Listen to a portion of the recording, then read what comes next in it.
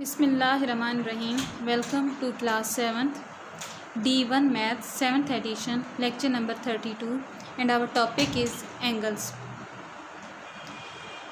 Dear students, angles को लेके हमारा चैप्टर नंबर 10 जो है एंड हो रहा है। आज इसका लास्ट लेक्चर है। हम इस रिव्यू एक्सरसाइज क्वेश्चन नंबर 4 इसका लास्ट क्वेश्चन आज हम सॉल्व करेंगे। रिव्यू एक्सरसाइज की चूँकि जब से हमने स्टार्ट किया मैंने आप लोगों को खाली इनके हिंट्स दिए हैं, क्योंकि ये जो चैप्टर है हमारे पास same as it is exercise थी जिस तरह से हमने एक्सरसाइज 10A और 10B सॉल्व की थी। सेम एज इट इज़ हम लोग क्वेश्चन उन्हीं के हम सॉल्व करें, इसलिए मैं यहाँ पे खाली आप लोगों को इनके हिंट्स यहाँ पे प्रोवाइड कर रही हूँ। क्वेश्चन के जो सॉल्यूशन है इसकी सिंप्लीफिकेशन जो है आप लोगों ने खुद इसको सॉल्व करनी है।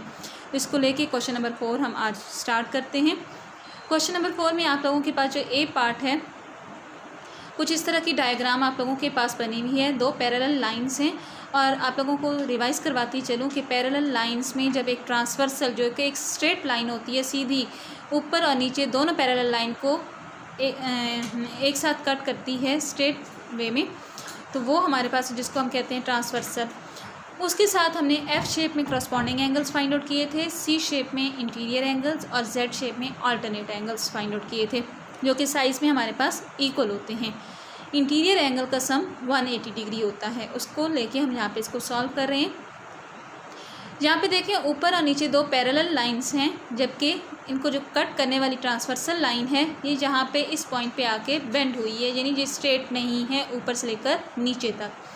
तो हमने करना क्या है कि जिस पॉइंट पे ये बेंड हुई है हमने वहीं से एक तीसरी पैरेलल लाइन जो है वो कंस्ट्रक्ट की है, जिसकी वजह से हमारे पास ये जो इस कॉर्नर पे एंगल बन रहा था 250 डिग्री एक रिफ्लेक्स एंगल, वो जब ये तीसरी पैरेलल लाइन ड्रॉ की है हमने कंस्ट्रक्ट की है, तो जिसकी वजह से ये 250 के दो पार्ट हो गए हैं, एक ऊपर चला गया है एक नीचे की तरफ आ गया है।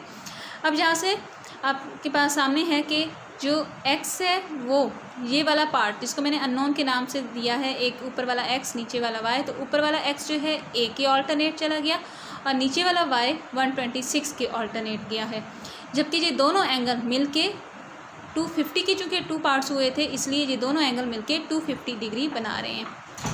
यहाँ से हमने x यानी जो कि a के ऑल्टरनेट इक्वल है, तो हमने x यानी a की वैल्यू फाइंड आउट की है। 250 में से x y की वैल्यू हमने माइनस कर दी और रिमेनिंग एंगल जो है हमारे पास a का एंगल है 124 डिग्री, यानी वो x और a दोनों इक्वल आ गए। सेम एज इट इज़ हमारे पास जो इसका b पार्ट है वो भी एज इट इज़ है। c पार्ट जो है वो जहाँ पे देखें कि इसमें भी ऊपर और नीचे दो पैरेलल लाइंस हैं। एक ट्रांसवर्सल जो है ये लेफ़्ट साइड पे आपको जहाँ पे नज़र आ रही है कि इस पॉइंट पे आके बेंड हुई है, तो मैंने जहाँ पे इसी पॉइंट से आके एक तीसरी पैरेलल लाइन जो है वो कंस्ट्रक्ट की है। तीसरी पैरेलल लाइन कंस्ट्रक्शन की वजह से हमारे पास ये जो इस कॉर्नर पे angle reflex angle same as it is जो 276 था वो दो पार्ट्स में डिवाइड हुआ, जिसमें एक ऊपर ए पार्ट चला गया और नीचे बी पार्ट में ये दोनों 276 जो एंगल है वो डिस्ट्रीब्यूट हो गया है। अब ऊपर वाला ए पार्ट जो है 5D - 13 यानी इस कॉर्नर के ऑल्टरनेट है और नीचे वाला बी पार्ट ये इस कॉर्नर यानी 4D + 28 डिग्री के ऑल्टरनेट एंगल है। ये खाली मैंने यहाँ पे हिंट दिए हैं आप लोगों को, आगे इसका फर्दर आप लोगों ने खुद सॉल्व करने हैं, यहाँ पे हिंट्स लिखे हुए। अब करना क्या है कि ए और बी चूँकि ये दोनों पार्ट मिल के किस 276 डिग्री बना रहे हैं, तो इसलिए हम यहाँ पे a + b = 276 कर रहे हैं। अब यहाँ पे a की वैल्यू भी पुट कर दें और b की वैल्यू भी पुट कर देंगे, जो कि दोनों का सम जो इक्वल होगा वो 276 के इक्वल होगा। तो हम यहाँ से d की वैल्यू जो हमारा एक्चुअल हमारा क्वेश्चन की रिक्वायरमेंट थी d का आंसर वो हम यहाँ से फाइंड आउट कर लेंगे। नेक्स्ट है जी हमारे पास d पार्ट में यहाँ पे देखें ऑलरेडी हमने इस तरह का एक क्वेश्चन एक्सरसाइज में भी सॉल्व किया हुआ है कि दो पैरेलल लाइंस के दरमियान में जो एक ट्रांसवर्सल ऊपर से लेकर नीचे तक आ रही है वो एक नहीं बल्कि दो जगह से बेंड हुई है, एक जहाँ पे इस पॉइंट पे आके बेंड हुई है और एक इस पॉइंट पे आके बेंड हुई है। तो हमने करना क्या है कि इन दोनों पॉइंट्स पे एक दो पैरेलल लाइंस जो हैं वो कंस्ट्रक्ट करनी है अपनी मर्ज़ी से, जहाँ पे मैंने ग्रीन कलर में कंस्ट्रक्ट की हैं।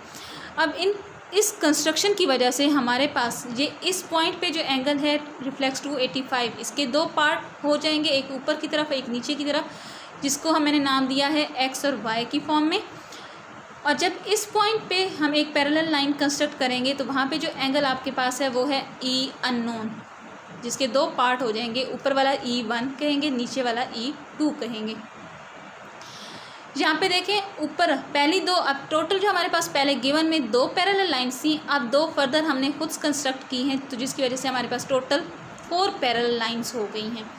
ऊपर वाली 2 पैरेलल लाइन्स में x और 37 जो है वो इंटीरियर एंगल्स बना रहे हैं, जिनका सम 180 डिग्री होगा, जहाँ से आप x फाइंड आउट कर लेंगे।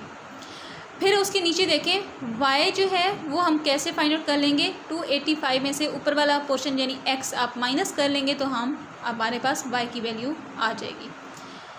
फिर नेक्स्ट आप देखें कि y उससे नीचे वाली ये सेकंड और थर्ड पैरेलल लाइन में देखें y और e दोनों इंटीरियर एंगल्स हैं, C शेप बना रहे हैं, तो हमारे पास y और E1 जो है वो इक्वल होंगे 180 डिग्री के।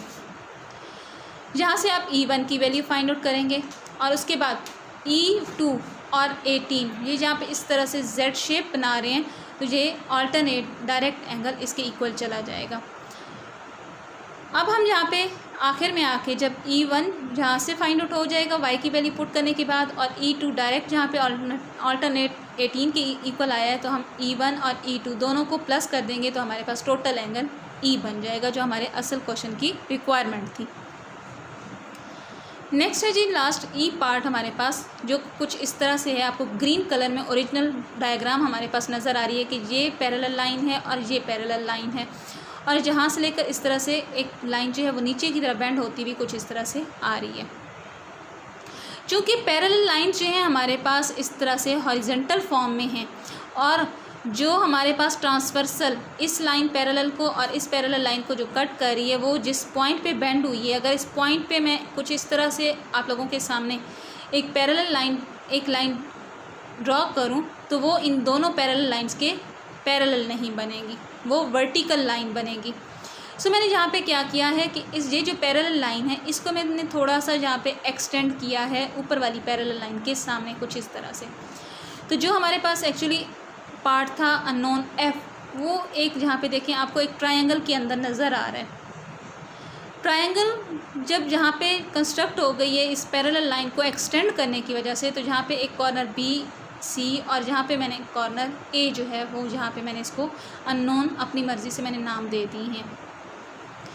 अब यहाँ पे देखें कि हम किस तरह से इस ट्रायंगल के तीनों कॉर्नर्स फिल करते हैं। जो एंगल हमारे पास गिवन है वो है जहाँ पे इस कॉर्नर में 122 डिग्री और इस कॉर्नर में 123 डिग्री। तो यहाँ पे देखें ये आप लोगों को F शेप यहाँ पे नज़र होती हुई आ रही है A के साथ 122, तो हम A = 122 degree corresponding angle direct equal कर देंगे।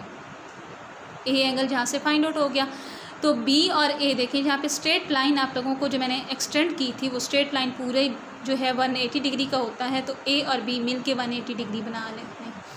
A की वैल्यू जहाँ पे आप पुट कर देंगे तो B की वैल्यू आपको जहाँ से खुद ब खुद सॉल्व हो जाएगी। अब रह गया हमारे पास C का कॉर्नर। अब C और 123 जहाँ पे बिल्कुल देखें आप स्ट्रेट लाइन आप लोगों को नज़र आ रही है, तो C और 123 डिग्री मिलकर स्ट्रेट लाइन यानी 180 डिग्री का एंगल बना रही हैं। यहाँ से आप 123 को जब 180 में से माइनस करेंगे तो आपको C एंगल भी फाइंड आउट हो जाएगा। अब ये ट्रायंगल हमारे पास 3 एंगल्स वाली जो थी उसमें से 2 एंगल आपको फाइंड आउट हो चुके हैं, मीन B और C।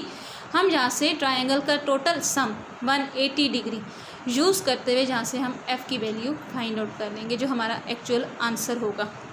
Thank you. In questions की अच्छे तरीके से प्रैक्टिस करें। जो इसके बाद F पार्ट है और जो हमारे पास मैंने जहाँ पे B पार्ट आप लोगों के लिए किया है उसको आप खुद से अच्छी वाली प्रैक्टिस करेंगे और इसको रिटर्न में ज़रूर लिखिएगा। और साथ में अगर कहीं पे आप लोगों को समझ ना आए तो बेशक आप क्वेश्चन कीजिएगा, आप लोगों को दोबारा से समझा दिया जाएगा। Thank you.